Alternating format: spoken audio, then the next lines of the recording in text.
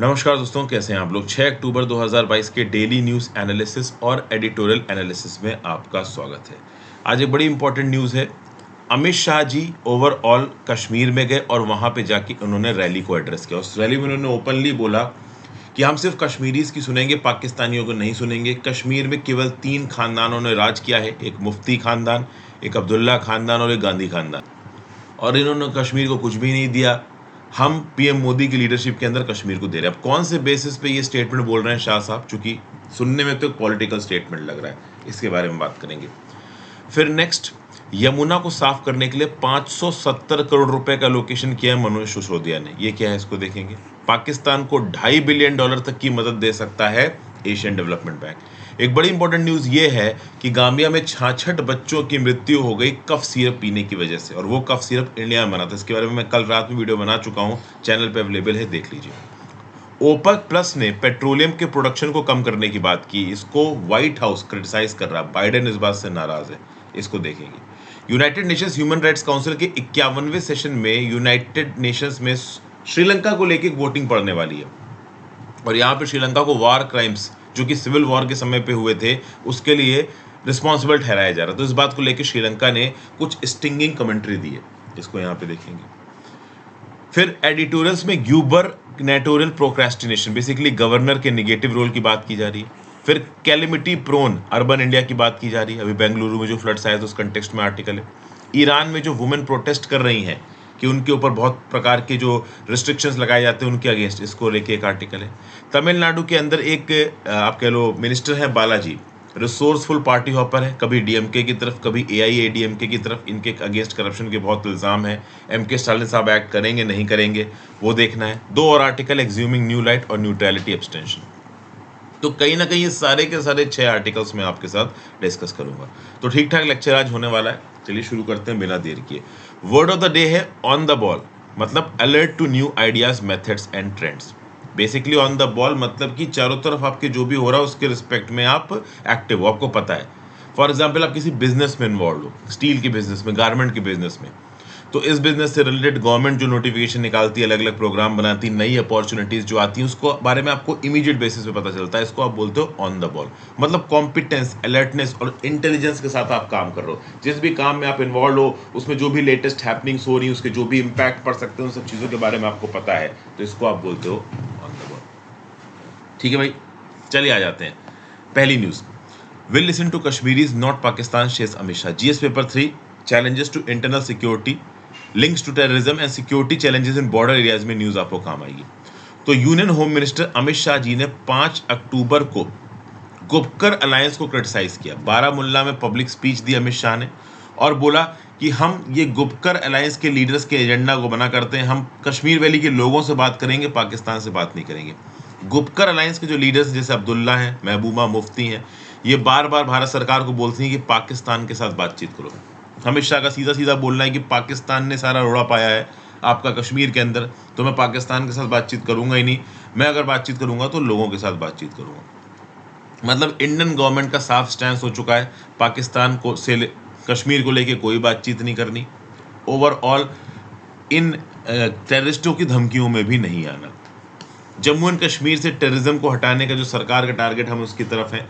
हालांकि बीच बीच में जो टेररिस्ट हैं वो गीदड़ों की तरह आके कुछ लोगों को मार जाते हैं, और फिर लोगों को ये मौका मिल जाता है बोलने का कि भाई भारत सरकार ने 35 से 370 हटा के अच्छा नहीं किया। तो इस कंटेक्स्ट में मिस्टर शाह ने ये बोला कि अगर आप पाकिस्तान ऑक्युपाइड कश्मीर में जाओगे तो वहाँ ना इलेक्ट्रिसिटी है, ना पानी है, ना हॉस्पिटल्स है। इंडियन साइड ऑफ कश्मीर में हर विलेज इलेक्ट्रीफाइड है। पहले 1 साल पहले तक 6 लाख टूरिस्ट आ रहे थे कश्मीर के अंदर, अब अक्टूबर तक इसी साल में 22 लाख टूरिस्ट जा चुके हैं कश्मीर के अंदर। फिर क्या बताया जा रहा है, शाह साहब कह रहे हैं कि कोई भी बाप या माँ नहीं चाहती कि वो अपने बच्चे की कॉफिन का वजन झेले।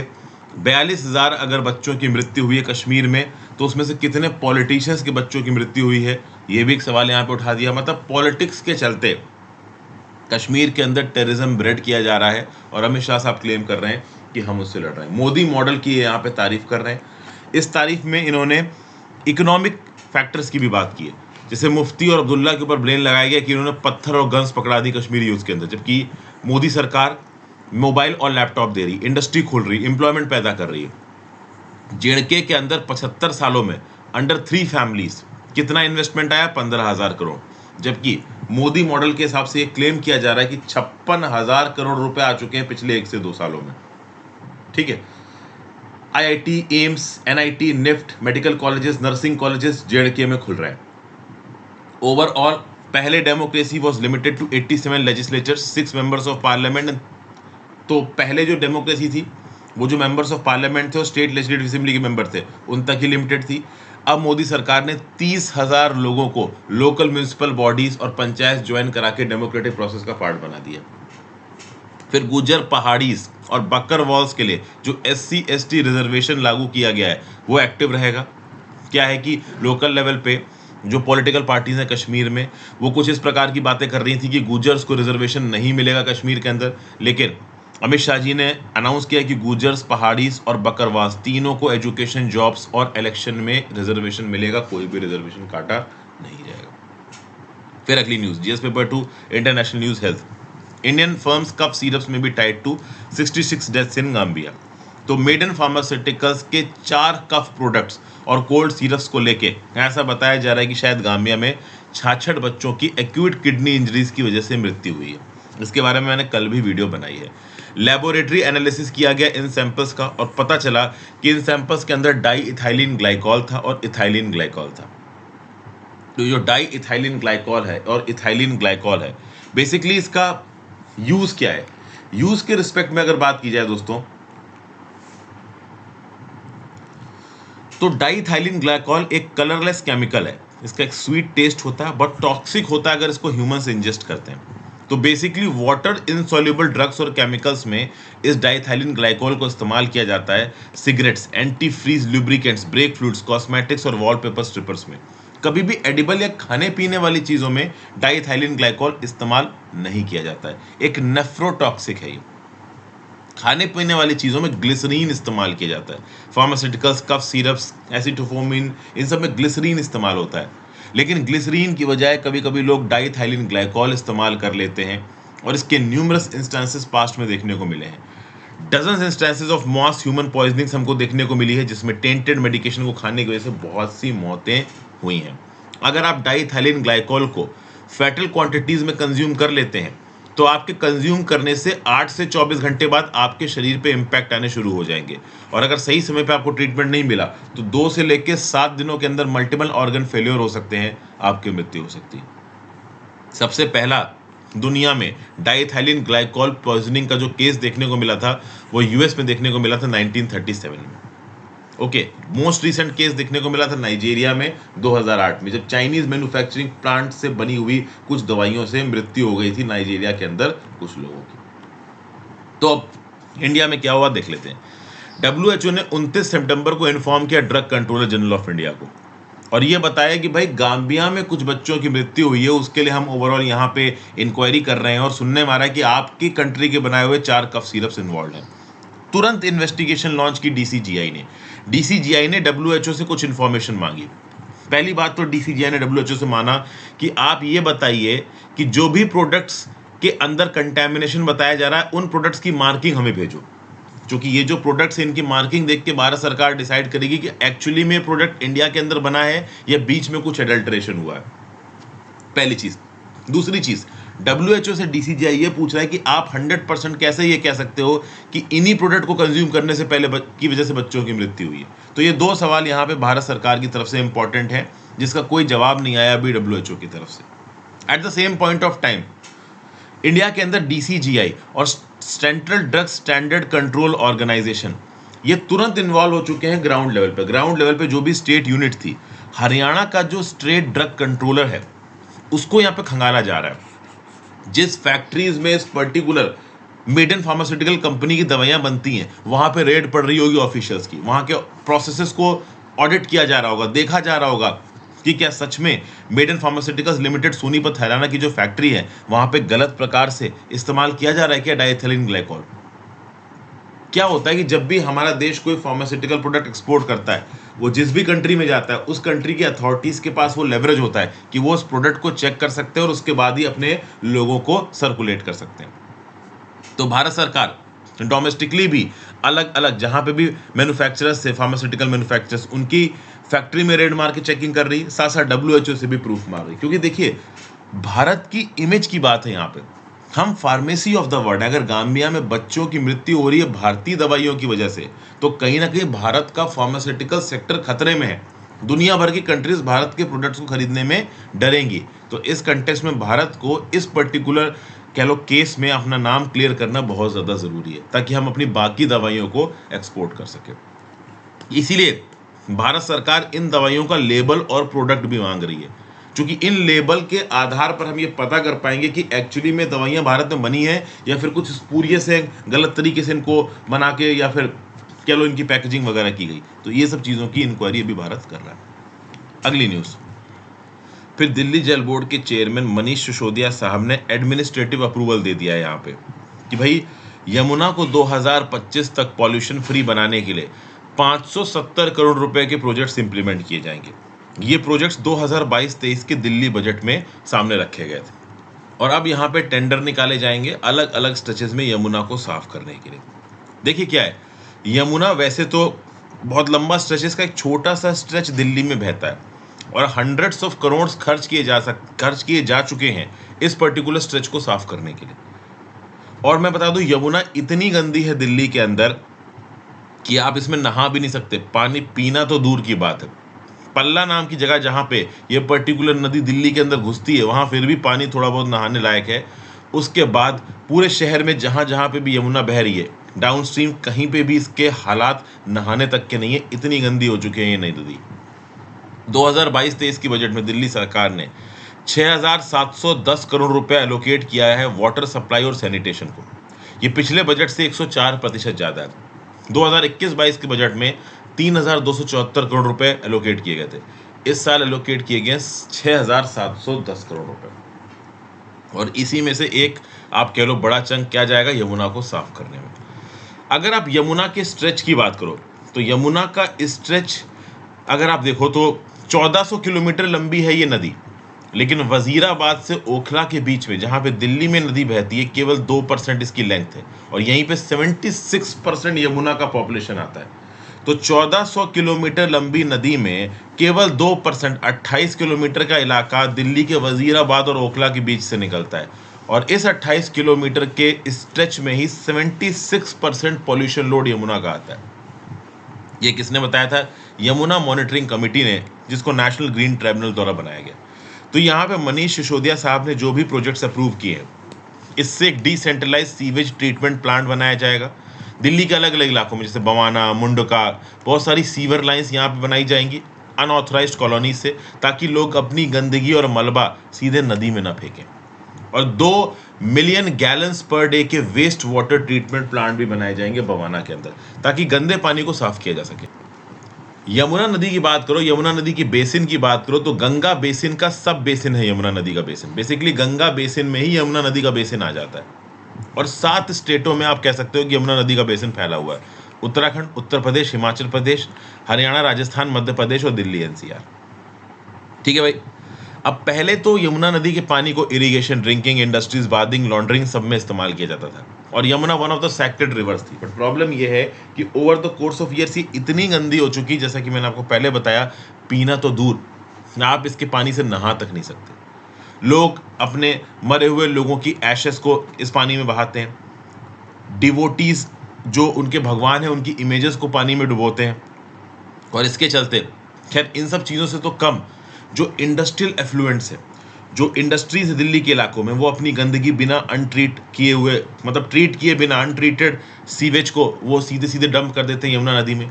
जो डोमेस्टिक हाउस होल्ड्स है वो अपने घर के गंदे पानी को यमुना में डंप कर देते हैं और जो घर का पानी है उसमें डिटर्जेंट होता है। देखिए, अगर आप नहाओ चाहे आप कपड़े धो, इससे जो भी पानी निकल के आ रहा है अगर वो सीधे यमुना नदी में जाएगा तो बहुत सारे डिटर्जेंट्स, और डिटर्जेंट्स एक प्रकार के केमिकल्स होते हैं, वो पानी में जाएंगे और उससे क्या होगा? पानी गंदा होगा, पानी के अंदर फ्रॉथ फॉर्मेशन होगा। समझ गया बात को? तो ये सब चीज़ें हैं। 90% वेस्ट वाटर हाउस होल्ड्स का दिल्ली के अंदर बिना ट्रीट किए हुए यमुना नदी के अंदर डिस्पोज ऑफ किया जा रहा है। ठीक है ना भाई? इंडस्ट्रियल अफ्लुएंट्स और सीवेज फेंके जा रहे हैं नदी के अंदर। केवल 35% एस्टिमेटेड सीवेज डिस्चार्ज ट्रीट किया हुआ होता है, बाकी सब अनट्रीटेड गंदा पानी इंडस्ट्रीज का या फिर कह लो एफ्लुएंट्स इंडस्ट्रीज के फेंक दी जाते हैं यमुना के अंदर। आइडल इमर्शन की वजह से भी पॉल्यूशन होता है। Lead, plaster of Paris, chrome paints जो कि इस्तेमाल होते हैं आइडल्स मूर्तियों को बनाने में, वो बिना ट्रीट किए सीधे सीधे पानी के अंदर जाते हैं। बहुत सारी दूसरी गंदगी जैसे कि polythene bags, decoration items, metal polishers, ये भी कहीं ना कहीं यमुना के पानी को गंदा कर रहे हैं। पिछले एक वीकेंड में जो अमोनिया का लेवल है वो बहुत फ्लक्चुएट हो रहा है यमुना के पानी में। अगर अमोनिया की ट्रीटेबल क्वांटिटी देखा जाए तो 0.9 पार्ट्स पर मिलियन ये अमोनिया के आर्टिकल्स को ट्रीट किया जा सकता है पानी के अंदर, लेकिन इससे 5 गुना लेवल्स अमोनिया के देखने को मिले हैं यमुना के पानी में। यमुना को साफ करने का जो इनिशिएटिव है सरकार के द्वारा वो आज से चालू नहीं है, वो 1993 से चालू है। यमुना एक्शन प्लान बनाया गया था 1993 में। एक रिवर रेस्टोरेशन प्रोजेक्ट था जिसको इंडिया और जापान ने मिलकर बनाया था। जापान ने बोला था कि हम इंडिया को एक लोन असिस्टेंस देंगे, लेकिन आज तक ओवरऑल हम यमुना को साफ नहीं कर पाए हैं और आगे आने वाले कुछ सालों में साफ कर पाएंगे इसकी भी कुछ आसार लग नहीं रहे। फिर अगली न्यूज, जीएस पेपर 2 और 3 में important financial institutions, Asian Development Bank to provide $2.5 billion for flood ravaged Pakistan. तो भैया एशियन डेवलपमेंट बैंक ने अनाउंस किया है कि ये 2.3 से $2.5 बिलियन देंगे for relief operations in the wake of devastating floods in Pakistan. Pakistan के फ्लड्स ने 33 मिलियन से ज़्यादा लोगों को अफेक्ट किया है, 3 करोड़ 30 लाख से ज़्यादा लोगों को अफेक्ट किया है। ये अनाउंस किया है एशियन डेवलपमेंट बैंक ने। इन फ्लड्स से 1600 लोगों की मृत्यु हुई है और हंड्रेड्स ऑफ थाउजेंड्स की क्वांटिटी में लोग इंजर्ड हुए हैं सिंस मिड जून। अगर आप देखो तो ये जो $2.5 बिलियन की एड दी जा रही है एशियन डेवलपमेंट बैंक के द्वारा, इसमें से लगभग $1.5 बिलियन तो सीधे सीधे बलूचिस्तान रूरल डेवलपमेंट और कम्युनिटी एम्पावरमेंट प्रोग्राम को जाएगी। तो बलूचिस्तान जो कि आप कह सकते हो एक नेग्लेक्टेड प्रोविंस है पाकिस्तान की, एशियन डेवलपमेंट बैंक इंश्योर करेगा कि $2.5 बिलियन में से $1.5 बिलियन उनके पास जाए। ठीक है, एशियन डेवलपमेंट के बैंक के बहुत सारे फ्यूचर और ऑन गोइंग प्रोजेक्ट्स हैं पाकिस्तान के अंदर जो कि सोशल प्रोटेक्शन, फूड सिक्योरिटी और एनर्जी सेक्टर में मदद करते हैं। एक country partnership strategy for Pakistan है 2021-25 की एशियन डेवलपमेंट बैंक की, जिसके अंदर गवर्नमेंट ऑफ पाकिस्तान को मदद दी जाएगी। पाकिस्तान के फाइनेंस मिनिस्टर इशाक दर साहब ने बोला है कि पाकिस्तान की इकोनॉमी के सामने बहुत बड़े चैलेंजेस हैं, लेकिन धीरे धीरे पाकिस्तान की प्रेजेंट सरकार पाकिस्तान की इकोनॉमी को ट्रैक पे लाने की कोशिश कर रही है। हालांकि बहुत कंजर्वेटिव एस्टिमेट्स ये बताते हैं कि इस बार जो फ्लड्स आए हैं पाकिस्तान के अंदर, इससे पाकिस्तान को $40 बिलियन का नुकसान हुआ है। It's a huge loss. United Nations की ह्यूमैनिटेरियन एजेंसी ने वार्न किया है कि 5.7 million Pakistani flood survivors will face a serious food crisis next 30 month. अगले 3 महीनों में 57 लाख लोग जो कि पाकिस्तान के फ्लड से बच गए हैं, उनको फूड की बड़ी क्राइसिस होने वाली है। पाकिस्तान की नेशनल डिजास्टर मैनेजमेंट अथॉरिटी ने रिपोर्ट किया है कि हैवी मानसून रोन्स के चलते 1695 लगभग 1700 लोग मर चुके हैं, 3 करोड़ 30 लाख लोग यहाँ पे अफेक्ट हुए हैं, 20 लाख लोग अपने घरों से रिलोकेट हो चुके हैं, कई लोग तो हजारों की तादाद में टेंट बना के रह रहे हैं, क्योंकि जो उनके ओरिजिनल घर थे वो उड़ गए। UN office for the coordination of humanitarian affairs ने अपनी लेटेस्ट रिपोर्ट में बोला है कि भाई अगर आप देखो तो 57 लाख लोग सितंबर से नवंबर के बीच में एक बड़ी हैवी फूड क्राइसिस को झेलेंगे।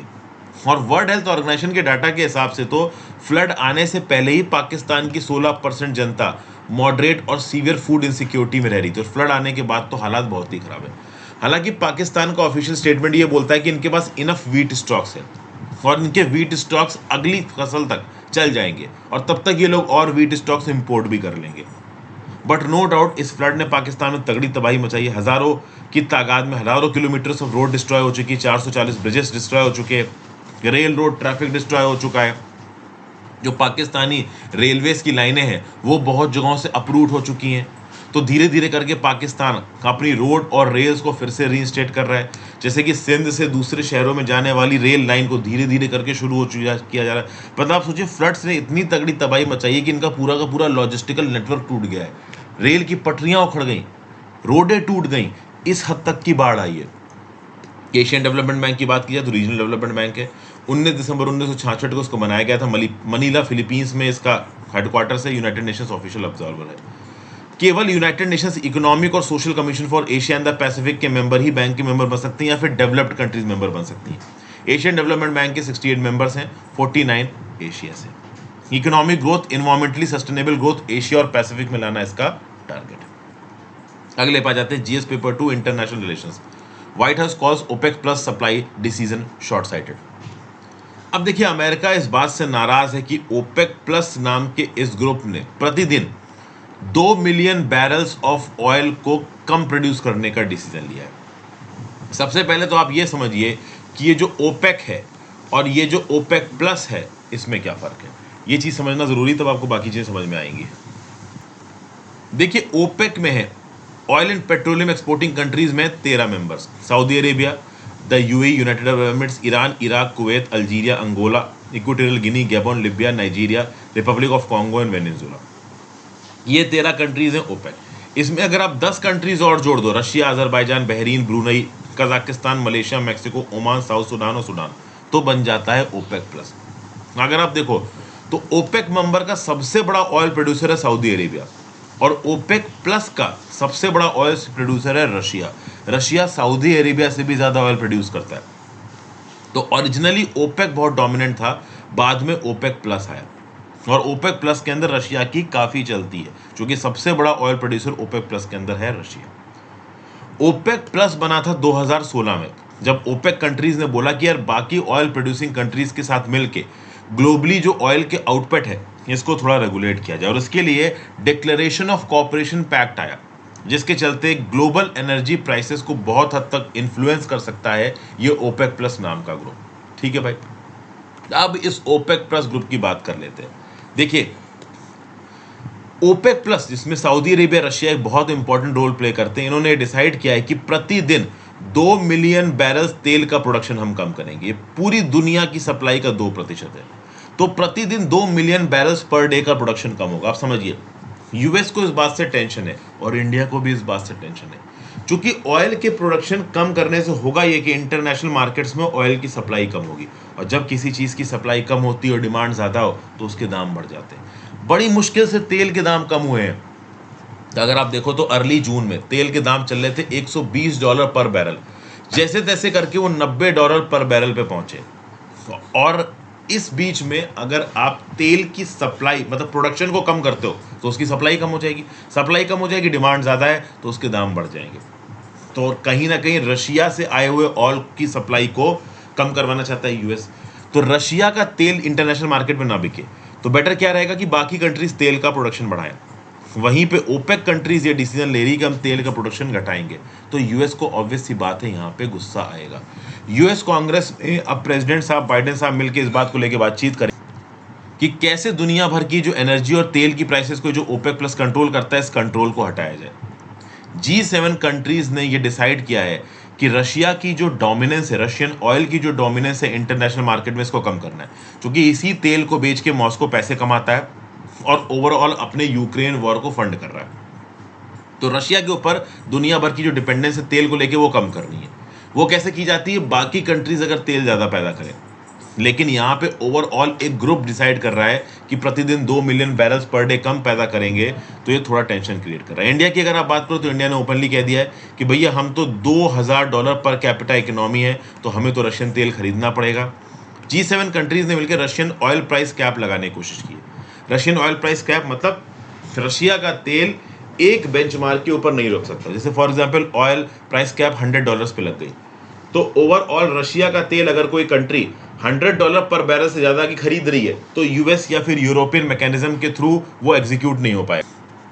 लेकिन इंडिया तो डिस्काउंटेड रेट पर रशियन ऑयल खरीद रहा है, इंडिया तो सस्ते रेट पर रशियन ऑयल खरीद रहा है। बल्क परचेजिंग की वजह से रशिया अपना ऑयल सस्ते दाम में इंडिया को बेच रहा है। तो इस कंटेक्स्ट में इंडिया तो ओपनली बोल रहा है कि हम तो रशिया से तेल खरीदेंगे। अब क्या हुआ, वेडनेसडे को जब ओपेक प्लस का ये डिसीजन आया तो 1% तेल के दाम बढ़ गए। जो ब्रेंट क्रूड ऑयल है उसके दाम पर बैरल बढ़े 93 सेंट्स, ठीक है ना, $92.73 पर बैरल बिक रहा है Brent crude. West Texas intermediate crude ये बढ़ा 68 सेंट्स 0.8% से $87.2 पर बैरल पे बिक रहा है। समझ गए? तो भाई कहीं ना कहीं $120 पर बैरल पे था ऑयल, 90 पे जैसे तैसे पहुंचा था। दुनिया भर की कंट्रीज खुश थी, लेकिन ओवरऑल इन ऑयल प्रोड्यूसर्स ने चालाकी करी। ये ऑयल प्रोड्यूसर्स प्रोडक्शन को कम करके इंटरनेशनल मार्केट में दाम बढ़ा के अपने प्रॉफिट्स मैक्सिमाइज करना चाहते हैं। बट इस समय पे इन मार्केटिंग स्ट्रेटजीज के थ्रू अपने प्रॉफिट को मैक्सिमाइज करना मतलब गलत फायदा उठाने के बराबर हो जाएगा। वैसे अगर आप देखो तो अगस्त में ओपेक प्लस ने अपने प्रतिदिन प्रोडक्शन टारगेट्स को 3.58 मिलियन बैरल्स पर डे से मिस किया। मतलब जितना इनका प्रोडक्शन टारगेट था पर डे का, उससे इन्होंने 3.58 मिलियन बैरल्स पर डे कम प्रोड्यूस किया। ओवरऑल कम प्रोडक्शन से हो ये रहा है कि इंटरनेशनल मार्केट में तेल की अवेलेबिलिटी कम होती है, ओवरऑल दाम बढ़ते हैं। लेकिन अगर आप देखो तो इस समय पे मार्केट में इनइक्वालिटी है। कुछ कंट्रीज बड़ी स्पीड में तेल इंपोर्ट कर रही है, जैसे चाइना और इंडिया, और कुछ कंट्रीज के यहाँ पे तेल का जो कंजम्पशन है वो इतना ज़्यादा है नहीं। हालांकि दुनिया भर में जो गैसोलीन के स्टॉक्स हैं वो कम हो रहे हैं, इन्वेंट्रीज हैं वो कम हो रही है। इन्वेंट्रीज मतलब जैसे कि फॉर एग्जांपल यूएस अगर 14 मिलियन बैरल्स को स्टोर करके रखता है तो वो इन्वेंट्री हो गई। वो यूएस अपने डोमेस्टिक यूज के लिए भी इस्तेमाल कर सकता है, बेच भी सकता है। लेकिन यूएस की क्रूड इन्वेंट्री 14 लाख बैरल से कम होकर कितनी हुई है? 4,29,000 मिलियन बैरल्स। तो ओवरऑल दुनिया भर में जो गैसोलीन स्टॉक पाइल्स है वो भी कम होते नजर आ रहे हैं, ऐसा यहाँ पे बताया जा रहा है। फिर जाते हैं अपनी अगली न्यूज पे, GS paper 2 international relation. Sri Lanka anticipate significantly laser number of favourable votes eight UN human rights council. देखिए यूएन ह्यूमन राइट्स काउंसिल का 51वां सेशन चल रहा है और यहाँ पे एक रेजोल्यूशन लाया जा रहा है श्रीलंका के ऊपर। श्रीलंका के फॉरेन मिनिस्टर अली साबरी ने ओपनली बोला है कि भाई कुछ वेस्टर्न कंट्रीज पावरफुल लॉबिंग कर रही है श्रीलंका के अगेंस्ट। ये जियोपॉलिटिक्स से श्रीलंका को इंटेंशनली जियोपॉलिटिक्स का शिकार बनाया जा रहा है। मतलब ह्यूमन राइट्स के रिकॉर्ड्स को लेके जबरदस्ती वेस्टर्न कंट्रीज और कुछ कंट्रीज श्रीलंका को प्रेशराइज करती हैं, दबाने की कोशिश करती हैं। देखा जाए तो अली साबरी ने यहाँ पे एक स्ट्रॉन्ग स्टेटमेंट दिया, चूंकि अगर आप देखो तो 1 महीने पहले ही अली साबरी ने बोला था कि हम किसी से कन्फ्रंटेशन नहीं करना चाहते हैं, हम सारे पार्टनर्स का मिलजुल के बातचीत करके बात करना चाहते हैं। लेकिन अब अली साबरी बोल रहे हैं कि कुछ वेस्टर्न कंट्रीज हमें दबाने की कोशिश कर रही हैं। अब दबाया क्यों जा रहा है? 2009 तक जो सिविल वॉर चला है श्रीलंका में, इसको लेके बहुत सारे वॉर क्राइम्स हुए। इन वॉर क्राइम्स के लिए श्रीलंका को अकाउंटेबल करने की कोशिश की जा रही है। अब आप अकाउंटेबल कैसे करोगे? क्वेश्चन पूछ के उनकी मिलिट्री लीडर्स को जिन्होंने अत्याचार किए अकाउंटेबल ठहरा के, बहुत सारे लोग जो कि सिविल वॉर से परेशान रहे, उनके फैमिली मेंबर्स गायब हैं, उनको ढूंढ के उनको जवाब दे के। लेकिन श्रीलंका की सरकार अब तक इस चीज़ में इंटरेस्टेड रही नहीं है।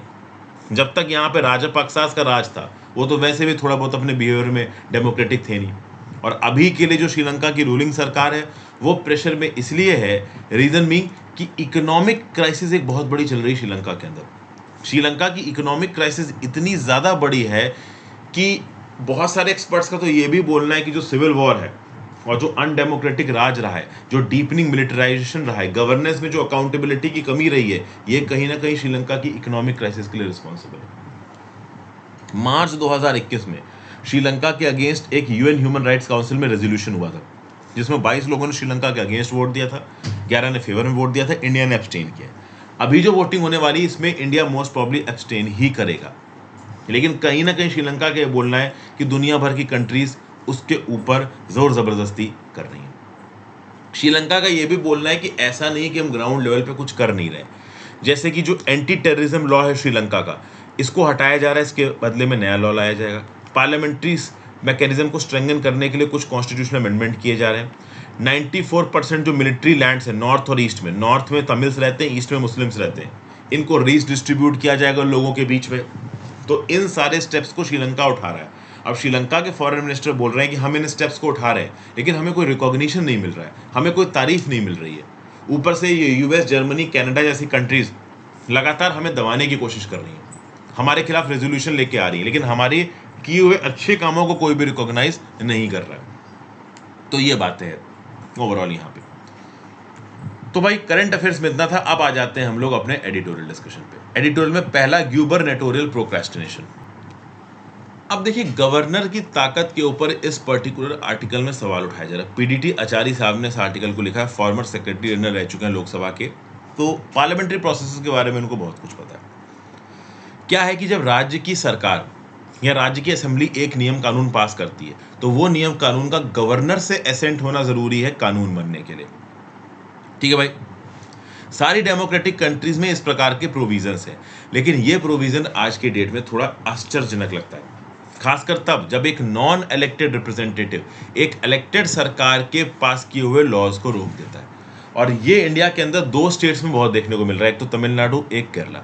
तमिलनाडु के अंदर जो तमिलनाडु की सरकार थी उसने NEET, national eligibility cum entrance test के बिल को एग्जेम्पशन देने के लिए जो लॉ पास किया, उसको क्या किया कि बहुत लंबे समय तक तो डिलेड रखा तमिलनाडु के गवर्नर RN रवि साहब ने, और बाद में फॉरवर्ड कर दिया प्रेसिडेंट को। केरला के अंदर तो और गजब हो गया। केरला के अंदर केरला की सरकार लेके आई लोकायुक्ता अमेंडमेंट बिल और केरला यूनिवर्सिटी अमेंडमेंट बिल।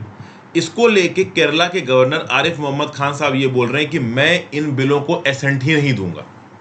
तो कहीं ना कहीं जो लेजिस्लेटिव प्रोग्राम है तमिलनाडु का, केरला का, वो उनके गवर्नर की वजह से डिस्टर्ब हो रहा है। अब क्वेश्चन यहाँ पे ये उठता है कि क्या गवर्नर के पास एक्चुअली में ये ताकत होनी चाहिए कि वो कॉन्स्टिट्यूशनली इलेक्टेड सरकारों के बनाए हुए कानूनों को रोके?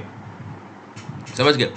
आर्टिकल 200 ऑफ द कॉन्स्टिट्यूशन के हिसाब से गवर्नर को कुछ ताकतें मिलती हैं जब एक बिल उसके पास स्टेट लेजिस्लेटिव असेंबली से पास होकर पहुंचता है। अगर स्टेट लेजिस्लेटिव असेंबली से पास हुआ बिल गवर्नर के पास पहुंच रहा है तो या तो गवर्नर उसको एसेंट देगा, या तो गवर्नर उस बिल को असेंबली को वापस कर देगा कुछ प्रोविजंस को रीसी करने के लिए या पूरे बिल को रीसी करने के लिए, या फिर ओवरऑल जो गवर्नर है वो उस पर्टिकुलर बिल को प्रेसिडेंट को रेफर कर देगा, या फिर गवर्नर उस बिल पे जो एसेंट है उसको रिजेक्ट कर देगा।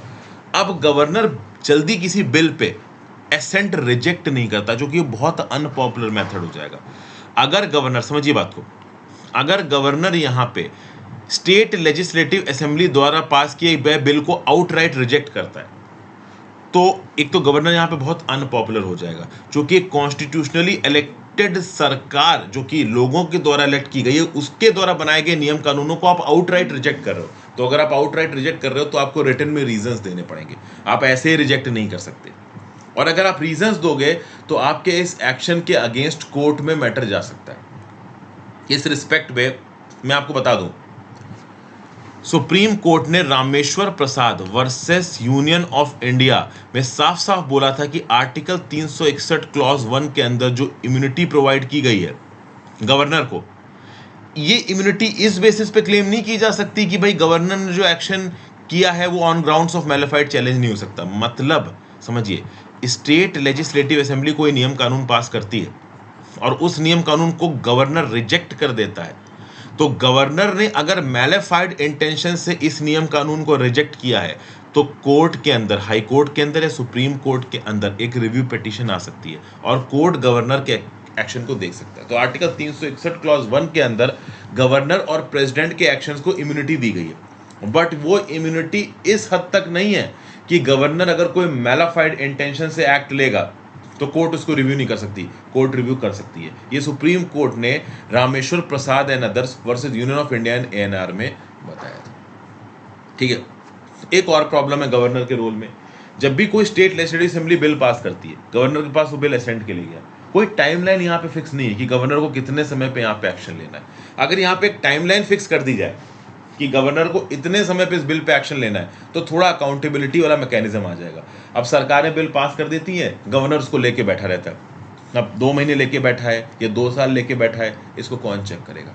6 महीने 8 महीने ऐसे बीत जाते हैं। अभी रिसेंटली देखिए तो स्टालिन साहब ओपनली गवर्नर के अगेंस्ट बोल रहे हैं कि यार कोई डिसीजन ही यहाँ पे नहीं लिया जा रहा है, गवर्नर लेके बैठा हुआ है नीट बिल को। तो ये सब बातें ओवरऑल यहाँ पे निकल के आ रही है। प्लस वो कौन सी कंडीशन है जिस कंडीशन में गवर्नर एक बिल को प्रेसिडेंट के रिकमेंडेशन के लिए फॉरवर्ड करेगा? तो समझिए, अगर स्टेट की हाई कोर्ट की ताकत को कॉम्प्रोमाइज कर रहा है वो बिल, तो ये बताया जाता है कि हाँ भाई गवर्नर उस बिल को प्रेसिडेंट को फॉरवर्ड करेगा। लेकिन एक्चुअली में अलग अलग सुप्रीम कोर्ट और हाई कोर्ट के जजमेंट के हिसाब से गवर्नर को बहुत हद तक डिस्क्रिप्शन मिल जाता है कि अलग अलग चीज़ों में बिल फॉरवर्ड किया जा सकता है।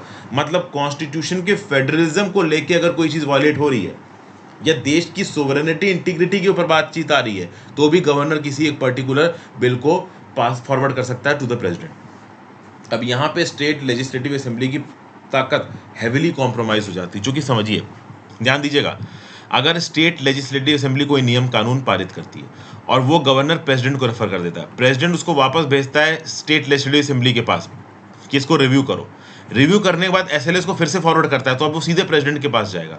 तो अब प्रेसिडेंट के ऊपर कोई मॉरल बाउंडिंग नहीं कि प्रेसिडेंट को उसको एक्सेप्ट करना है। प्रेसिडेंट सेकंड इंस्टेंस में भी इस बिल को रिजेक्ट कर सकता है। मतलब एक बार अगर बिल स्टेट लेजिस्लेटिव असेंबली ने पास किया और वो प्रेसिडेंट के पास पहुंच गया तो बॉल प्रेसिडेंट के कोर्ट में चलेगी, फिर गवर्नर कोई रोल नहीं रहा। और प्रेसिडेंट रिव्यू होने के बाद भी उस बिल को रिजेक्ट कर सकता है। गवर्नर नहीं रिजेक्ट कर सकता बट प्रेसिडेंट रिजेक्ट कर सकता है। अगर वो बिल स्टेट लेजिस्लेटिव असेंबली से आया, अगर लोकसभा राज्यसभा से आया तो प्रेसिडेंट रिजेक्ट नहीं कर पाएगा। अब इस प्रैक्टिस को अगर हम यूके इंग्लैंड से कंपेयर करें, इंग्लैंड में रॉयल एसेंट जरूरी होती है, ठीक है ना। जो क्राउन है उसके पास ताकत होती है कि कोई भी बिल जो यूके पार्लियामेंट से पास हुआ है उसको क्राउन अप्रूवल दे, लेकिन क्राउन के पास कोई वीटो है नहीं। लेटर में क्राउन के पास वीटो है बट वो डेड प्रैक्टिस है। क्राउन अब किसी भी बिल को यूनाइटेड किंगडम के अंदर रिजेक्ट नहीं कर सकता, अनकॉन्स्टिट्यूशनल हो जाएगा वो। क्राउन बस एक मोनार्कियल, बस आप एक कह सकते हो एक ऐसा इंस्टीट्यूशन है कि हाँ भाई सदियों से चला जा रहा है तो उसको मेंटेन कर रहा है। अगर आप यूएस की बात करो तो यूएस के अंदर अगर मान लो यूएस प्रेसिडेंट किसी बिल को रिजेक्ट कर देता है जो कि हाउस ऑफ रिप्रेजेंटेटिव और सेनेट से पास होकर आया, तो उस केस में हाउस ऑफ रिप्रेजेंटेटिव और सेनेट 66 2/3 मेजोरिटी से उसको पास करा के अगर फिर से प्रेसिडेंट के पास भेजेंगे तो प्रेसिडेंट को एक्सेप्ट करना पड़ेगा। इंडिया में ओवरऑल अगर लोकसभा राज्यसभा बिल पास करके प्रेसिडेंट के पास भेजती है, प्रेसिडेंट रिव्यू करने को बोलता है, फिर से बिल पास होकर आता है तो प्रेसिडेंट को असेंट देना पड़ेगा। यहाँ पे कोई मतलब बड़ी न्यूमेरिकली हायर मेजोरिटी नहीं चाहिए। लेकिन अगर स्टेट लेजिस्लेटिव असेंबली कोई बिल पास करे, प्रेसिडेंट के पास जाए, प्रेसिडेंट वापस भेजे, स्टेट लेजिस्लेटिव असेंबली फिर से ज्यादा मेजोरिटी से भी पास कर दे तो भी वहां पे प्रेसिडेंट उसको रिजेक्ट कर सकता है। तो ये जो पर्टिकुलर प्रैक्टिस है, इस प्रैक्टिस को यहाँ पे क्वेश्चन किया जा रहा है, क्योंकि गवर्नर यहाँ पे मेलिफाइड इंटेंशन रख सकता है और मिस मेलिफाइड इंटेंशन के चलते जो स्टेट लेजिस्लेटिव असेंबली है उसकी ताकत कॉम्प्रोमाइज होगी।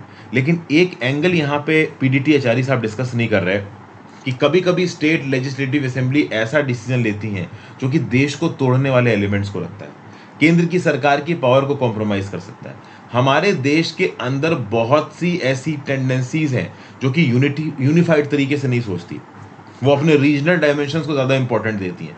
तो उस पर्टिकुलर सेक्शनिस्ट टेंडेंसी को डील करने के लिए केंद्र की सरकार के पास एक्स्ट्रा ताकत होनी जरूरी है और वो एक्स्ट्रा ताकत गवर्नर के थ्रू आती है। बट गवर्नर जब इस ताकत को गलत प्रकार से इस्तेमाल करता है तब इस प्रकार के आर्टिकल्स हम लोग डिस्कस करते हैं। ठीक है भाई, तो ये आर्टिकल आई होप मैं जस्टिस कर पाया हूँ, ठीक तरीके से आपको समझा पाया हूँ। फिर अगला, calamity prone urban India worrying storyline. देखिए बेंगलुरु में फ्लड्स आए और बेंगलुरु के फ्लड्स ने सिटी की जो टेक स्पाइन थी उसको तोड़ के रख दिया। सिटी के जो इन्फ्लुएंशियल लोग थे, जो बिल्कुल पॉश कॉलोनीज थी, उनको तक को ट्रैक्टर से रेस्क्यू किया जा रहा था। जो लैविश विलास थे वो पानी के अंदर भीगे हुए थे। बेंगलुरु शहर को अपने घुटने पे ले आए ये फ्लड्स, मतलब इस हद तक अर्बन अथॉरिटीज को यहाँ पे झुका के रख दिया। तो ये जो डिजास्टर आता है, ये डिजास्टर किस हद तक अर्बन अथॉरिटी को डिस्टर्ब कर सकता है, ये बेंगलुरु फ्लड से देखने को मिलता है। दिल्ली में 2013-2021 में भी फ्लड्स देखने को मिले थे, मुंबई में 2005-2017 में, चेन्नई में 2015-2021 में, हैदराबाद में 2020 में एक्सटेंसिव लॉसेस हुए थे प्रॉपर्टी और लाइफ को। मुंबई में 14,000 करोड़ रुपए का नुकसान हुआ था 2005 से लेकर 2015 के बीच में। चेन्नई में तो अकेले 2015 में 15,000 करोड़ का नुकसान हो गया था। फिर यहाँ पे बहुत सारी सोशल और ह्यूमन कॉस्ट भी हैं। जो poorer section of the society है वो ज़्यादा डिस्प्रोपोर्शनेटली अफेक्ट होते हैं, क्योंकि वो इन्वायरमेंटल वल्नरेबल इलाकों में रहते हैं। अगर आप बेंगलुरु की बात करो तो बेंगलुरु में जब फ्लड्स आए तो जो मीडिया थी वो इस बात पर फोकस कर रही थी कि यार आईटी इंडस्ट्री को बहुत नुकसान पहुंचा, लेकिन बहुत सारे इनफॉर्मल सेटलमेंट्स, जो अनऑर्गेनाइज सेक्टर वाले लोग थे, वो काफ़ी परेशान हुए। अब जब भी इस प्रकार के इवेंट्स होते हैं तो पीस मिल सॉल्यूशंस होते हैं। पॉलिटिकली लोग एक दूसरे के ऊपर इल्जाम लगाने लगते हैं, नी जर्क रिएक्शन निकल के आते हैं, जैसे कि river drain clean up measures चलाए जाने लगेंगे, एंटी इंक्रोचमेंट ड्राइव्स होने लगेगी, जो इलीगल सेटलमेंट्स हैं उनको गिराया जाने लगेगा, डेमोलिशन करने लगेगा। लेकिन ये पीस मिल मेजर्स हैं, आपको कंसोलिडेटेड तरीके से चीज़ों को सॉर्ट आउट करना है। नवंबर 2021 में 900 करोड़ का प्रोजेक्ट लॉन्च हुआ था कर्नाटका की सरकार के द्वारा बेंगलुरु में फ्लडिंग को रोकने के लिए। अभी जब फ्लड्स आए तो म्यूनिसिपैलिटी ने एंटी इंक्रोचमेंट ड्राइव चलाई, लेकिन इससे क्या होगा? ये तो जब मुसीबत सर पे आ गई तब आपने एक्शन लिया। आपको करना क्या है? आपको एक मास्टर प्लान बनाते वक्त अपने अर्बन कंस्ट्रक्शन में इस प्रकार के क्लाइमेट सेंसिटिव मेजर्स को इंक्लूड करना है। बेंगलुरु की बात की जाए तो 2015 से लेकर अब तक इसके डेवलपमेंट को मॉनिटर करने के लिए कोई मास्टर प्लान है ही नहीं, जो जहां मर्जी आ रही है वहां पे अपने मर्जी के हिसाब से कुछ भी बना रहा है। 65% जो अर्बन सेटलमेंट्स हैं इंडिया में, उनका कोई मास्टर प्लान नहीं है। ना वो एनवायरमेंटल प्रोटेक्शन की बात करते हैं, ना ही क्लाइमेट चेंज मिटिगेशन की बात करते हैं। और खास बात यहाँ पे ये है कि मास्टर प्लान बनाने की रिस्पॉन्सिबिलिटी राज्य की सरकारों के पास है, और राज्य की सरकारें ओवरऑल ऐसा करना चाहती नहीं। क्योंकि ग्राउंड लेवल पे अगर मास्टर प्लान में इन्वायरमेंटल वाला एजेंडा लेके आओगे तो बहुत सारे कंस्ट्रक्शन तो उसके बेसिस पे ही रुक जाएंगे। तो ड्रेनेज फ्लड मिटिगेशन प्लान पे कोई ध्यान ही नहीं दिया जाता है। फॉर एग्जाम्पल दिल्ली के ड्रेनेज मास्टर प्लान की अगर आप बात करो तो 46 ईयर्स पहले बनाया गया था वो 1976 में। बेंगलुरु की बात करो तो 2015 में इनका मास्टर प्लान बना था। म्यूनिसपालिटी ने बहुत सारे ड्रेन्स मैप किए थे, लेकिन जब राज्य की सरकार ने कंस्ट्रक्शन की बात की और म्यूनिसपालिटी ने जब कंस्ट्रक्शन की बात की, अपने ड्रेनेज दिखाए मैप्स में, वो मैप्स काफ़ी वेरिज कर रहे थे। मतलब राज्य की सरकार अलग लेवल पे कंस्ट्रक्शन करवा रही है, म्यूनिसपालिटी ने जो ओवरऑल मैप्स वगैरह बना रखे हैं ड्रेनेज के, उसके ऊपर किसी का ध्यान जा ही नहीं रहा है। और अगर आप बात करो तो बेंगलुरु में सिटी और स्टेट लेवल पे 12 एजेंसीज और डिपार्टमेंट्स हैं जो कि overall lakes, drainage, water flow, इन सब प्रकार की चीज़ों को देखते हैं, और इनके बीच में इंटर कोऑर्डिनेशन अपने आप में एक नाइटमेयर है। तो एक्चुअली में फ्लड जैसी चीज़ों के साथ डील करने के लिए अथॉरिटीज़ अभी तैयार ही नहीं है। पिछले कुछ सालों में मुंबई, अहमदाबाद और नागपुर ऐसे कुछ शहरों ने क्लाइमेट एक्शन प्लान्स को इम्बाइब करना शुरू किया है, बट कोई स्टैट्यूटरी बैकिंग नहीं है उनके पास। स्टैट्यूटरी बैकिंग समझते हैं ना, कि आपने प्रॉपर एक नियम कानून पास कराया असेंबली से और उस नियम कानून के आधार पर ग्राउंड लेवल पे आपने काम किया, लेकिन ऐसा कोई नियम कानून एग्जिस्ट ही नहीं कर रहा है। बस प्लान बना दिया है, अथॉरिटीज चाहे तो इम्बाइब कर लें, लोग चाहे तो इम्बाइब कर लें, कोई रेगुलेटरी कंट्रोल नहीं है, कोई स्टैट्यूटरी बैकिंग नहीं है। मतलब अगर आपने कोई इलीगल सेटलमेंट बनाया तो उसको गिराने का कोई प्रोविजन नहीं है। हाँ, बस आपने स्टैंडर्ड कोड ऑफ गाइडलाइन बना रखी है, वो गाइडलाइन फॉलो हो रही है नहीं हो रही कोई फर्क नहीं पड़ता। समझ गए भाई? तो सिटी का अगर मास्टर प्लान बनता है तो उसको स्टैट्यूटरी बैकिंग जरूरी है, क्योंकि उस स्टैट्यूटरी बैकिंग के थ्रू ये बात इंश्योर की जा सकती है कि हाँ भाई ग्राउंड लेवल पे आप प्लान को इंप्लीमेंट कर भी रहे हो कि नहीं कर रहे हो। तो ये बातें ओवरऑल यहाँ पे बताइए। तो जरूरी है कि यहाँ पे एक इन्वायरमेंटल प्रोटेक्शन एजेंसी बनाई जाए जो कि प्रोएक्टिवली टैकल करेगी इश्यूज को रिलेटिंग टू क्लाइमेट चेंज। समझ के भाई? फिर आगे आ जाते हैं, जिया सलाम साहब का आर्टिकल है women's choice a threat to Iranian state. यहाँ पे जिया सलाम साहब बोल रहे हैं कि हिजाब एक औरत पहनना चाहती है, मुस्लिम औरत, या नहीं पहनना चाहती, ये उसका पर्सनल चॉइस है, उस पर उसके ऊपर फोर्स मत करो। एक तो इंडिया के अंदर आप देखो तो हिजाब को जब बैन किया गया स्कूल कॉलेजेस से तो काफ़ी बवाल हो गया, तो लेडीज बोल रही हैं पहनना चाहते हैं, तो ये उनका पर्सनल चॉइस है। ईरान की अगर आप बात करो तो ईरान के अंदर जो मेन डोमिनेंट सोसाइटी है वो दिखाती है कि जो हमारी वुमेन है वो बहुत वल्नरेबल है। तो चूंकि वो बहुत वल्नरेबल है इसलिए मेल का डोमिनेंस चलता है। देखिए, मैं आपको एक पर्सनल एक्सपीरियंस बताना चाहूँगा ईरानी वुमेन का। मैं और मेरी वाइफ दुबई से इस्तांबुल की फ़्लाइट ले रहे थे, तो मैं विंडो सीट पे बैठा था, बीच वाली सीट पे मेरी वाइफ बैठी थी, और जो बाहर की सीट है आयल सीट, उस पर बैठी थी एक ईरानियन लेडी। तो मेरी वाइफ उस ईरानियन लेडी से बात कर रही थी, तो ऐसे बात होने लगी। वो ईरानियन लेडी उस समय पे इस्तांबुल में सेटल्ड थी, बहुत पहले उसकी फैमिली ईरान छोड़ चुकी थी। तो उसने बताया कि अपना पर्सनल एक्सपीरियंस बताया कि जो वुमेन राइट्स है वो ईरान के अंदर बहुत ज़्यादा सब्जुगेटेड है। उन लेडीज़ को बाहर निकलो तो मॉरल पुलिस टोकती है अगर उन्होंने हिजाब नहीं पहन रखा है, प्रॉपर तरीके से अपने हेड को कवर नहीं कर रखा है। पढ़ाई लिखाई को लेके, कार की ड्राइविंग को लेके, एम्प्लॉयमेंट अपॉर्चुनिटीज़ को लेके बहुत सारी रिस्ट्रिक्शंस हैं ईरानियन वुमेन के ऊपर। इसलिए जो भी इन्फ्लुएंशियल ईरानियन फैमिलीज़ हैं वो अपनी वुमेन को किसी दूसरी कंट्रीज़ में रिलोकेट कर देती। तो वो one sort of that women थी जो अपनी एक्सपीरियंस को बता रही थी। और कहीं ना कहीं आज की डेट में ईरान के अंदर जो प्रोटेस्ट हो रहे हैं वो इस चीज़ को दिखाते भी हैं। जो डोमिनेंट मेल ऑर्डर है ईरान का, वो वुमेन की बॉडी, उनके अटायर, उनके स्पीच, उनके मूवमेंट को रेगुलेट करने की कोशिश करता है। और अभी एक लेडी है महसामा अमीनी नाम की, इसको अरेस्ट किया मोरालिटी पुलिस ईरान ने ड्रेस कोड वॉयलेशन के लिए।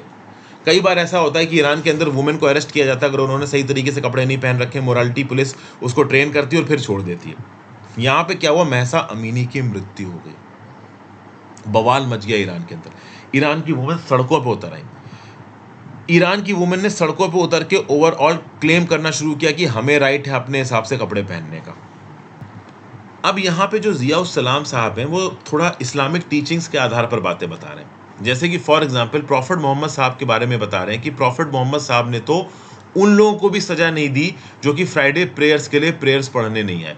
प्रॉफिट मोहम्मद साहब इतने बड़े दिल के इंसान थे, वो सजा देने में ज़्यादा भरोसा नहीं रखते थे। तो अगर एक यंग लेडी ने यहाँ पे कपड़ों को लेके कुछ मिसडिमेनर कर दिया है तो उसके ऊपर इतनी रिस्ट्रिक्शन लगाने की क्या ज़रूरत है? जिया सलाम साहब ये क्वेश्चन कर रहे हैं। फिर कुरान ने सूरह नूर और अहज़ाब के थ्रू कुछ जनरल गाइडलाइंस निकालनी है कि भाई मेन और वुमेन, मुस्लिम धर्म में मेन और वुमेन को किस प्रकार का सोशल कंडक्ट रखना है और किस प्रकार के कपड़े पहनने हैं। देखिए, अगर एडल्ट्री की बात की जाए तो सूरह नूर और अहज़ाब में कोई भी प्यूनिटिव मेजर्स की बात नहीं की है।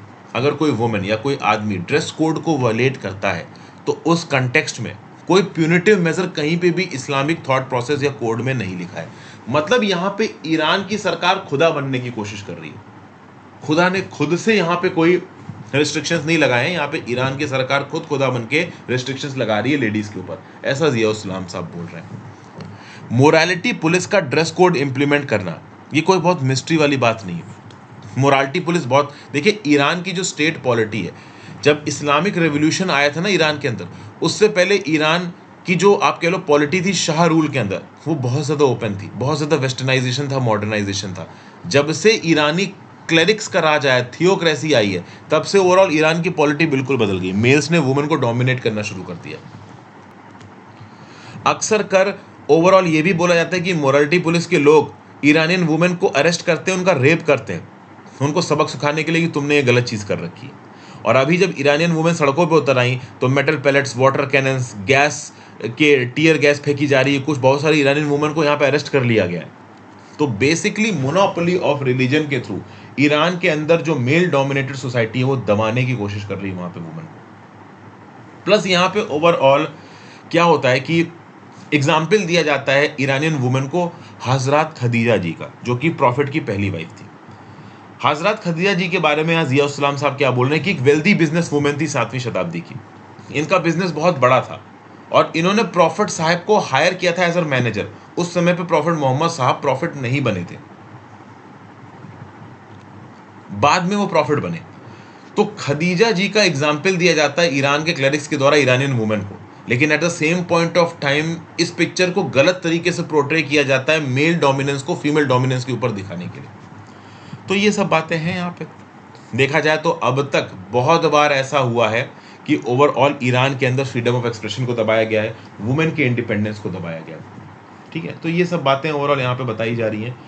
कहीं ना कहीं ईरान के अंदर ये जो प्रोटेस्ट हो रहे हैं अपने आप में वुमेन का एक स्टेटमेंट है कि हम भाई आपके रिप्रेशन के अंदर नहीं रहेंगे। अब किस हद तक ये प्रोटेस्ट सक्सेसफुल होगा ये तो देखिए समय ही बताएगा। फिर भाई तमिलनाडु रिसोर्सफुल पार्टी ऑफर, यहाँ पे बात हो रही है वी सेंथिल बालाजी की। वी सेंथिल बालाजी एमके स्टालिन साहब के ऊपर एक बड़ा प्रॉब्लम बन गया। तमिलनाडु के चीफ मिनिस्टर एमके स्टालिन साहब करप्ट लीडर्स के पीछे पड़े हुए हैं। खासकर एआईएडीएमके पॉलिटिकल पार्टी के जो मेंबर्स जिनके ऊपर करप्शन चार्जेस लगे, उन करप्शन चार्जेस को प्रॉपर तरीके से परस्यू कर रहे हैं एमके स्टालिन साहब। लेकिन एमके स्टालिन साहब के ही कैबिनेट के मिनिस्टर वी सेंथिल बालाजी, इनके ऊपर तो बहुत लंबे समय से केसेस चल रहे हैं। मेट्रोपॉलिटन ट्रांसपोर्ट कॉर्पोरेशन जो कि 2017 में रजिस्टर हुई थी, वहां पे कैश फॉर जॉब स्कैम हुआ था, उसमें सेंथिल बालाजी का नाम आया था। ये ट्रांसपोर्ट मिनिस्टर थे 2011 से लेकर 2015 के बीच में जयललिता की कैबिनेट में।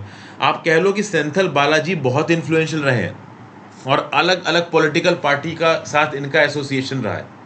अगर ओवरऑल इनकी पॉलिटिकल जर्नी की बात करो तो 1990s में ये मारूलार्ची द्रविड़ मुनेत्र कज़ागम के मेंबर बने, बाद में ये डीएमके मेन पार्टी के मेंबर बने, फिर इन्होंने एआईएडीएमके ज्वाइन किया। एआईएडीएमके में बहुत लंबे समय तक की जयललिता के खास रहे, बाद में इन्होंने फिर जयललिता की ओवरऑल पार्टी के थ्रू टिकट लेके एमएलए बने, लेकिन जयललिता ने मिनिस्टर नहीं बनाया। बाद में अभी ये डीएमके के मेंबर बन गए, फिर से इलेक्शन जीत गए और मिनिस्टर बन गए। अपने आप में ही बहुत इन्फ्लुएंशियल पर्सन है और करप्शन के बहुत से इल्जाम है इनके ऊपर। तो जब एमके स्टालिन एआईएडीएमके के फॉर्मर करप्ट मिनिस्टर्स और पार्टी मेंबर्स के पीछे दौड़ रहे हैं, तो अपने ही पार्टी कलीग, कैबिनेट कलीग क्या सेंथिल बालाजी को छोड़ देंगे? इस बात को लेके कहीं ना कहीं स्टालिन साहब के ऊपर प्रेशर है। लेट्स सी वो क्या करते हैं। फिर अगली न्यूज़ है न्यूट्रलिटी एब्सटेंशन। रशिया की बॉम्बिंग और एनेक्सेशन ऑफ टेरिटरी को लेकर रिसेंटली प्रधानमंत्री मोदी जी की एक टेलीफोनिक कॉल हुई यूक्रेनियन प्रेसिडेंट व्लादिमीर ज़ेलेंस्की के साथ। देखा जाए तो पिछली बार इस लेवल पे बातचीत तब हुई थी जब यूक्रेन से इंडियन स्टूडेंट्स को बाहर निकाला जा रहा था। अब अगर देखा जाए तो रिसेंटली मोदी जी ने बोला कि this is not an era of war. इसको बहुत सारे वेस्टर्न लीडर्स ने सपोर्ट किया, व्लादिमीर ज़ेलेंस्की ने भी सपोर्ट किया। व्लादिमीर ज़ेलेंस्की ने साफ साफ बोल दिया कि ये जो रेफरेंडम कंडक्ट कराया गया रशिया के द्वारा 4 प्रोविंसेस में, हम इसको नहीं मानेंगे, हम यहाँ पे लड़ते रहेंगे। ज़ेपोरिजिया प्लांट की सिक्योरिटी को लेके भी मोदी जी ने यहाँ पे कंसर्न्स रखे हैं। ये जो पर्टिकुलर प्लांट है वो उसी प्रोविंस में आता है जिस प्रोविंस को यहाँ पे एनेक्स कर लिया रशिया ने, और लड़ाई उससे बहुत ज़्यादा दूर नहीं हो रही है। तो अगर लड़ाई इस न्यूक्लियर पावर प्लांट की पेरिफेरी में होती है तो रेडिएशन लीकेज हो सकता है और अपने आप में आसपास के रेजिडेंट्स की जान को खतरा हो सकता है। फूड, फ्यूल और एनर्जी सप्लाईज को लेके यहाँ पे बातचीत हुई है। इंडिया ने बोला कि हम पीस ब्रोकर कर सकते हैं, लेकिन ज़ेलेंस्की ने साफ साफ बोल दिया कि आप पीस ब्रोकर करिए, बट हम अपने टेरिटरीज़ को कभी भी एनेक्स नहीं होने देंगे। जब तक ये टेरिटरीज हमारे पास वापस नहीं आती, हम लड़ते रहेंगे। और एक बड़ी इंपॉर्टेंट न्यूज़ है आज, exhuming new light, Paabo's Nobel win should inspire biologist to shun academic straitjacket. देखिए क्या होता है कि जब भी नोबेल प्राइज़ फॉर मेडिसिन मिलता है, बहुत कम ऐसा होता है कि एक सिंगल पर्सन को ये प्राइज़ मिला हो, बहुत सारे ग्रुप ऑफ पर्सन्स को प्राइज़ मिलता है। लेकिन इस साल स्वांते पाबो, जो कि एक स्वीडिश जेनेटिसिस्ट हैं और डायरेक्टर है Max Planck Institute of Evolutionary Anthropology Leipzig Germany के, इन्होंने अकेले इस नोबेल प्राइज़ को जीता है। नॉर्मल कर ओवरऑल नोबेल प्राइजेस मेडिसिन में, फिजिक्स में, बायोलॉजी में एक ग्रुप ऑफ लोगों को मिलता है, लेकिन यहाँ पे अकेले खींच गए पाबो। तो पाबो ने कुछ तो ऐसी रिसर्च की होगी कि मेडिसिन में अकेले ही ये पूरा का पूरा अवार्ड जीत गए। कहीं ना कहीं पाबो ने कोपरनिकल रेवोल्यूशन जैसा कुछ किया। कोपरनिकस ने क्या किया था, ये बताया था कि सन सेंटर में और पृथ्वी उसके चारों तरफ चक्कर काट रही है, और पृथ्वी पास एक पेरम्बुलेटरी प्लैनेट है, मतलब एक छोटा सा प्लैनेट है जो खुद सन की चारों तरफ घूम रही है। ये बोला था कोपरनिकस ने। उस समय पे अपने समय से अहड़ बात बोली थी कोपरनिकस ने। उसी प्रकार से एवोल्यूशनरी रेस में ह्यूमन लाइक स्पेशीज को लेके जो थीसिस की है यहाँ पे पाबो ने, उसको यहाँ पे बहुत ज़्यादा इंपॉर्टेंस दी जा रही है। पाबो का ये बोलना है कि आज की डेट में यूरोप और एशियंस में जितने भी ह्यूमंस घूम रहे हैं, इसमें से 1 से 4% के अंदर निएंडरदल डीएनए है। निएंडरदल डीएनए ह्यूमैनिटी के इन्फ्लुएंस में, मतलब ह्यूमैनिटी की एवोल्यूशन में एक बहुत मेजर रोल प्ले किया है। अगर देखो तो आज से लगभग 1 लाख साल पहले निएंडरदल डीएनए ह्यूमंस के अंदर आया। पाबो का तो यहाँ पे ये बोलना है कि जो निएंडरदल आप कह लो ह्यूमंस थे और जो होमोसेपियंस थे, वो एक दूसरे के साथ रहा करते थे, और निएंडरदल और होमोसेपियंस में आपस में भी एडेप्टेबिलिटी हुई है, इंटरब्रीडिंग हुई है। एक पर्टिकुलर स्पीसीज की वुमेन ने दूसरे पर्टिकुलर स्पीसीज के मेन के साथ इंटरमेटिंग की और बच्चे पैदा हुए, जिसके चलते निएंडरदल डीएनए भी होमोसेपियंस के अंदर पहुंचे। तो भले ही आज की डेट में हमें ये समझा जाता है कि निएंडरदल्स के एवोल्यूशन होकर होमोसेपियंस बना, बट पाबो का ये बोलना है कि निएंडरदल्स अलग थे, होमोसेपियंस अलग थे। Eight the same point of time 8 lakh साल पहले दोनों एक साथ रहते थे, इंटरब्रीडिंग हुई और निएंडरदल्स के कुछ डीएनए होमोसेपियंस के अंदर भी आ गए, और इसलिए निएंडरदल जेनेटिक स्टैम्प आज की डेट में होमोसेपियंस के अंदर जिंदा है। पाबो ने अपनी रिसर्च में ये भी बताया है कि भाई एक 40,000 साल पुराने फ्रेगमेंट से डेनिसोवा नाम का एक होमोनिन है। जैसे निएंडरडल था, जैसे होमोसेपियंस था, उसी प्रकार से डेनिसोवा नाम की भी एक स्पेशीज थी, और उस डेनिसोवा स्पेशीज के भी डीएनए आज की डेट में होमोसेपियंस में मिलते हैं। तो एक्चुअली में होमोसेपियंस को जो एक स्पेशी बताया जाता है और निएंडरदल एवॉल्व होकर होमोसेपियन बने, इस बात पे ही सवाल उठा दिया पाबो ने। और पाबो ने ये इंडिकेशन दे दिया कि डेनिसोवा, निएंडरदल और होमोसेपियन ये अलग अलग स्पेशीज थे और आपस में इन्होंने इंटरब्रीडिंग की।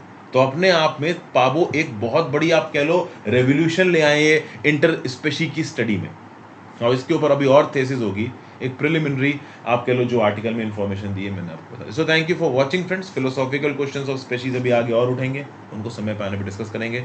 आशा करता हूँ आपको वीडियो पसंद आई दोस्तों। वीडियो को लाइक और शेयर कर दीजिएगा, इंस्टाग्राम पर फॉलो कर लीजिएगा, टेलीग्राम ग्रुप ज्वाइन कर लीजिएगा, ज़्यादा से ज़्यादा लोगों से लेक्चर शेयर करें। चूँकि लेक्चर्स थोड़े बड़े होते हैं, जो स्पेसिफिकली एग्जाम की तैयारी कर रहे हैं सीरियसली, वही इस समय तक लेक्चर को देख रहे होंगे, तो वीडियो को लाइक और शेयर करके ही जाइएगा। Have a great day friends, goodbye, ध्यान रखिए अपना।